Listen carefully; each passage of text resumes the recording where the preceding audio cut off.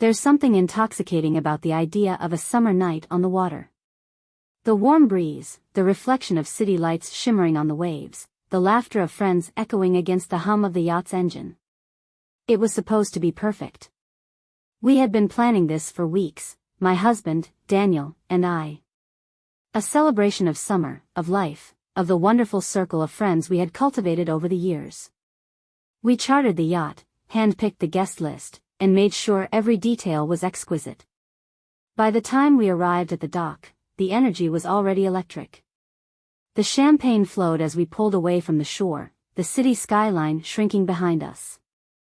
Music thumped through the deck speakers as everyone mingled, danced, and let loose. The night was ours. I stood at the rail, feeling the salt-kissed wind in my hair, drink in hand, watching Daniel. He was always the life of the party, laughing, entertaining, effortlessly charming. And tonight, he was in his element. "You look happy, my best friend," Olivia whispered in my ear. I turned to her, smiling. "I am." And I was. Maybe more than I had been in a long time. Olivia and I had been inseparable since college. She knew me better than anyone. When Daniel and I hit rough patches, she was the one I confided in.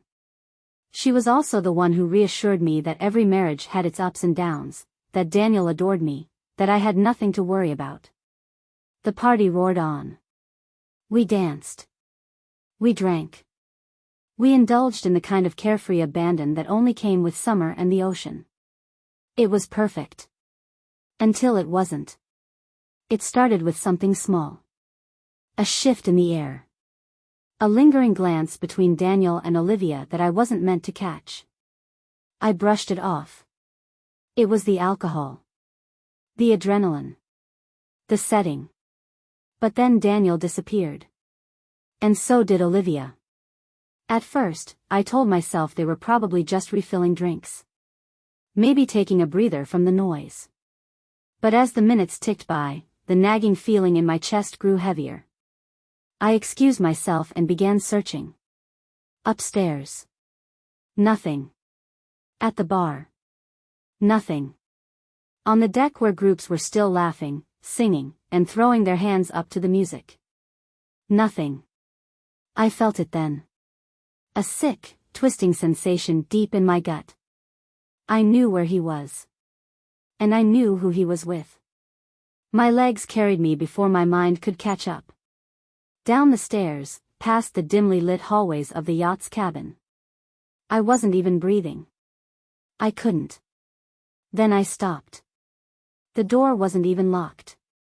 I pushed it open. And there they were. For a moment, I couldn't process what I was seeing.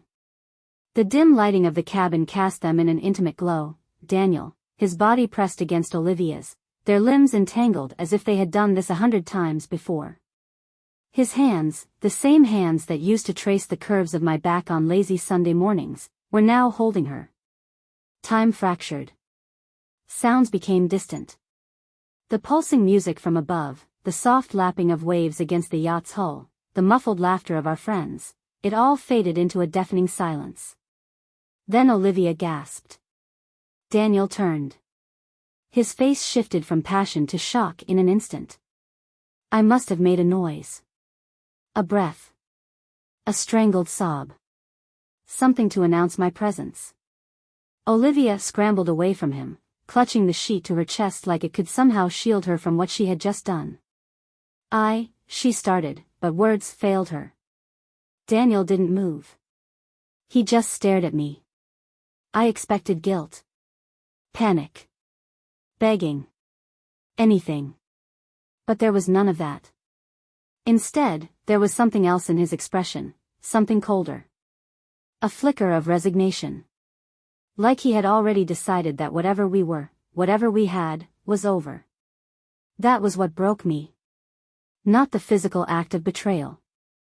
Not the fact that Olivia, my best friend, had done this. It was that he didn't even fight for me. My body went numb.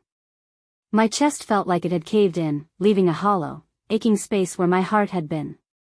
Olivia was the first to move. She reached for me, her face twisted in something that might have been regret, or maybe just fear of exposure. Please, let me explain. Don't. My voice was barely above a whisper, but it cut through the air like a blade. Daniel exhaled sharply, finally speaking. Listen, I turned and walked away before he could finish. I didn't want to hear his excuses. I didn't want his pathetic attempt at an explanation. I wanted out.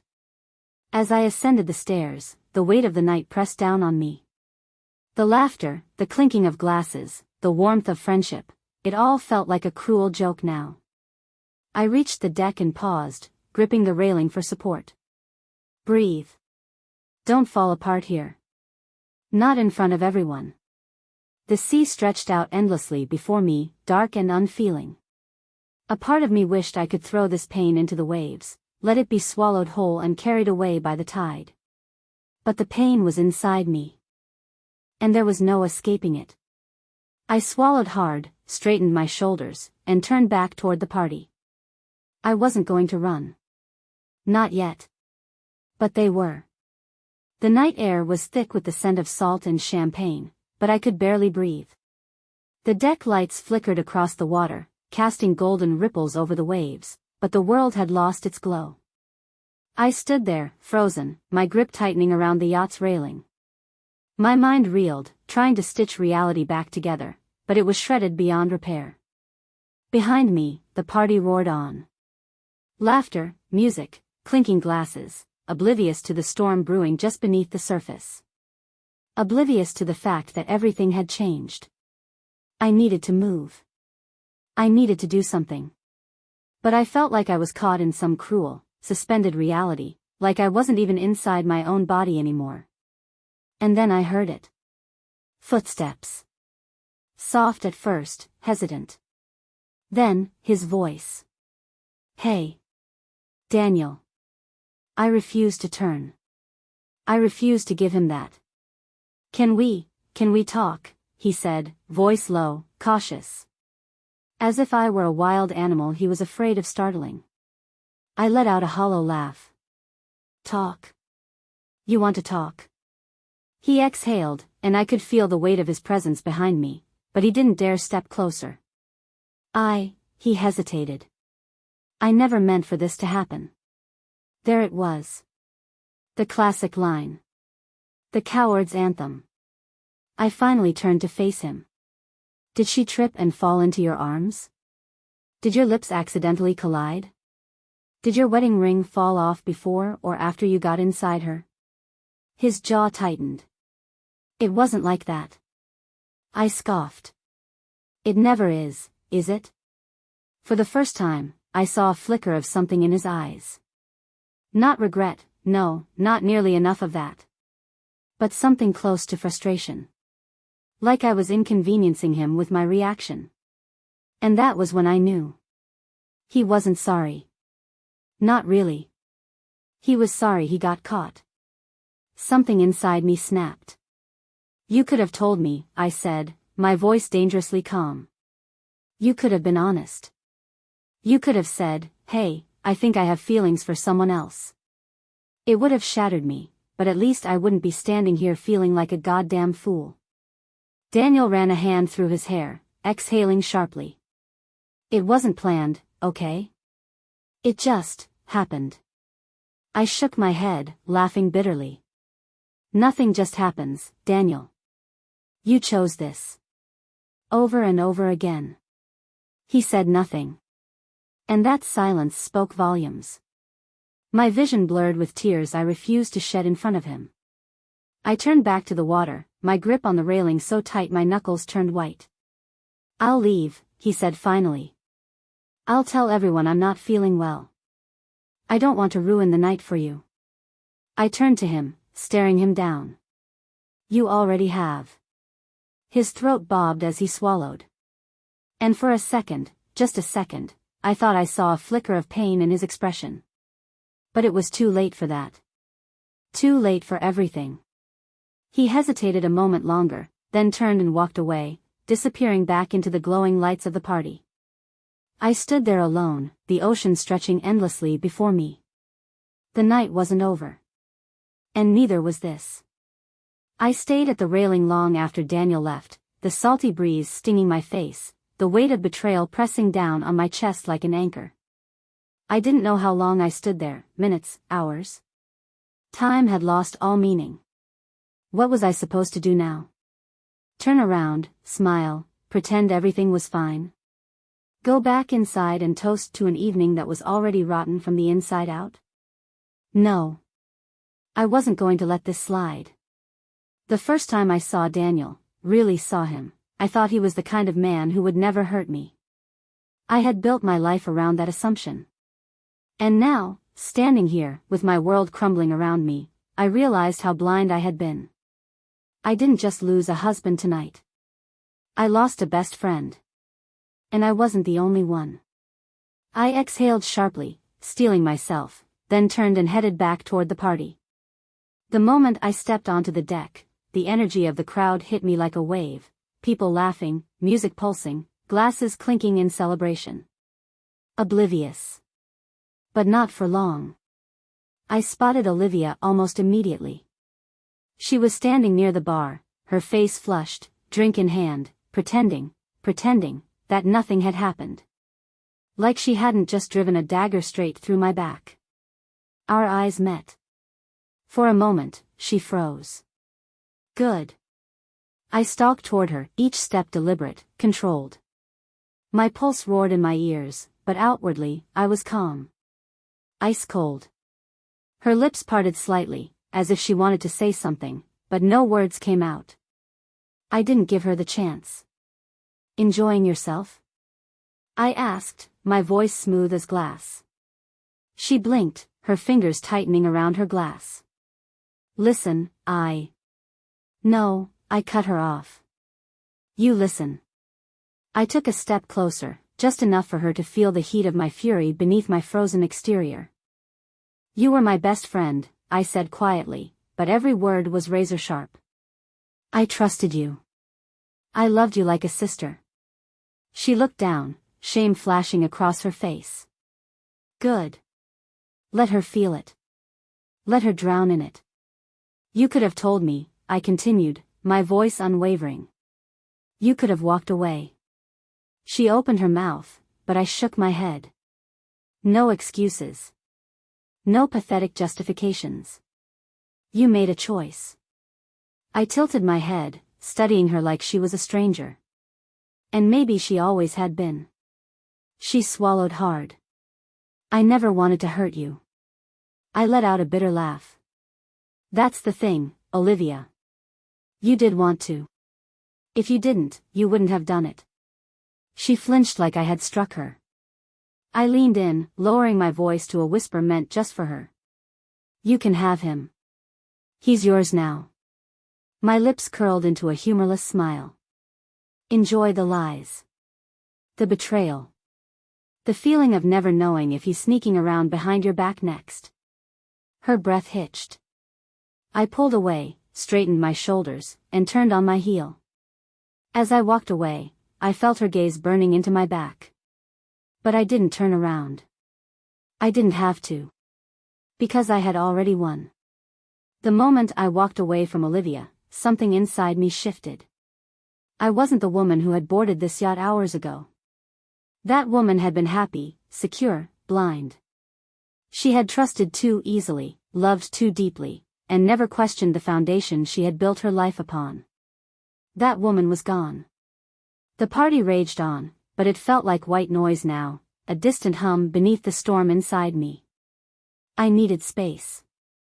I needed air. I maneuvered through the crowd, my movements deliberate. Some guests smiled as I passed, oblivious. Others called out my name, but I barely heard them. I was suffocating beneath the weight of everything, and I wasn't sure how much longer I could hold myself together. Then I spotted Daniel. He was standing near the edge of the deck, drink in hand, posture tense. He wasn't laughing anymore. He wasn't charming anymore. Good. He felt this. I could have walked away.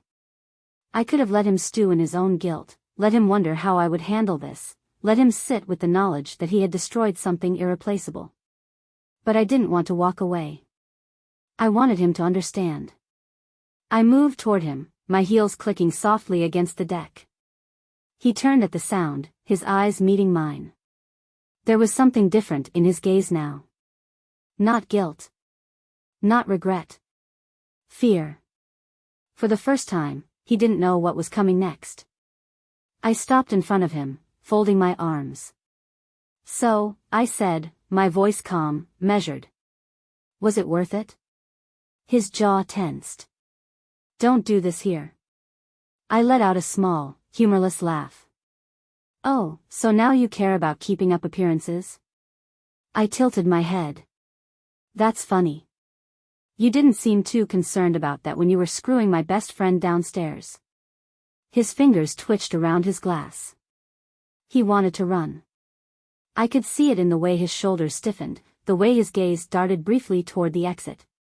But he wouldn't run. "Not now. Not yet. You're making a scene," he muttered under his breath. I smiled. A slow, deliberate smile. "Am I?" Then I reached for his glass, plucking it from his fingers before he could react. He watched, silent, as I held it up between us. "For the record," I said, tilting it slightly. "This is exactly what you deserve." And then I threw the drink straight into his face. Gasps erupted around us. Conversations halted. Heads turned. Daniel stood there, stunned, his face dripping with whiskey and humiliation. I didn't wait for him to react. I turned on my heel, the sound of my own heartbeat drowning out the stunned silence around me. And as I walked away, I felt something I hadn't felt since I walked into that cabin and saw my life fall apart. Power. Because this time, I was the one leaving him behind. The second I stepped away from Daniel, the whispers began. I felt them before I heard them, dozens of eyes shifting in my direction, conversations dipping into hushed tones, the weight of curiosity and scandal pressing down on the party like a thick fog. But I didn't care. Let them whisper. Let them speculate. Let them know. I walked past clusters of stunned guests, their gazes darting between Daniel, still standing frozen, his face dripping with whiskey, and me, the woman who had finally had enough. Then I saw Olivia. She was near the bar, her expression tight, her fingers curled around the stem of her champagne glass like she might shatter it. She had seen everything. Good. Her eyes met mine for a fraction of a second, and for the first time since I had caught her with my husband, she looked afraid. Not of me. Of what I might do next. I didn't stop.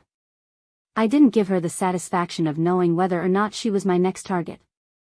Instead, I kept walking, past the party, past the laughter that had turned awkward and forced, past the facade of a perfect evening now crumbling before everyone's eyes. I reached the far end of the yacht, where the world was quieter, where the ocean stretched endlessly before me. And then, finally, I breathed. The night air was sharp against my skin, the scent of salt and betrayal thick in my lungs. My hands trembled, my heart slammed against my ribs, and my mind raced in a million directions at once. What now? Where did I go from here? A part of me wanted to scream. Another part wanted to cry. But more than anything, I wanted to never see either of them again. But this wasn't over. Not yet. Because Daniel was still here. Olivia was still here. And we were still trapped on this floating nightmare together. I closed my eyes, pressing my palms against the cool railing. Stay calm. Stay in control. Don't let them see you break. I heard footsteps behind me. I knew who it was before I even turned around. Are you okay? I exhaled sharply. Not now, James. James. One of Daniel's friends. One of our friends. I turned to face him, and to my surprise, there was no pity in his expression. No judgment. Just quiet understanding. I know you probably don't want to talk, he said carefully, his voice low enough that no one else could hear. But just so you know. I saw them, too. I stilled. What? He shoved his hands into his pockets, glancing back toward the party. I saw them go downstairs together. I didn't think much of it at first, but when you followed, he sighed. I put it together. A sharp lump formed in my throat. You knew, I whispered. I suspected. His expression darkened. I just didn't want to believe it. Not Olivia. Not Daniel. I let out a bitter laugh. Join the club. James hesitated, then lowered his voice even more. Do you want to leave? I blinked at him. What? I can get the captain to take us back to shore early, he said. You don't have to stay here with them. The offer hit me harder than I expected. An escape. A way out. I wanted to say yes. I wanted to run. But then I thought about Daniel. About Olivia. About the look on their faces when I had thrown the drink in his. No. I wasn't leaving. They were. I straightened my shoulders, forcing steel into my spine. No, I said quietly. I'm staying.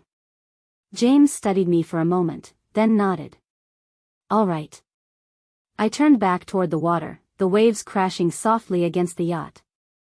This night wasn't over. But by the time it was, I would make sure they regretted ever underestimating me.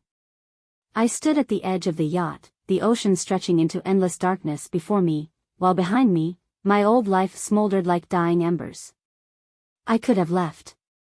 I could have let James lead me away from this nightmare, spared myself the agony of staying trapped on this boat with Daniel and Olivia.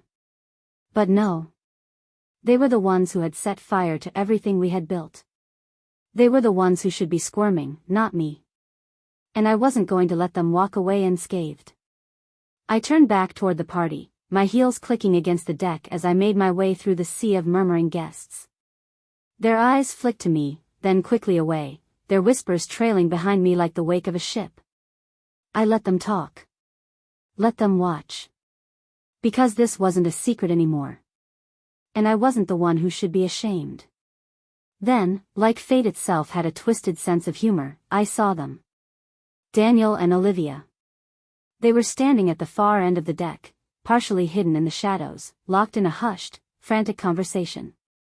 I didn't hesitate. I walked straight toward them. Daniel saw me first. His expression hardened, but there was something else beneath it, something wary. He knew I wasn't done. Good. Olivia turned a second later, and her face paled as she registered the fire burning in my eyes. Don't stop on my account, I said coolly. I'd hate to interrupt whatever desperate excuse you're trying to come up with.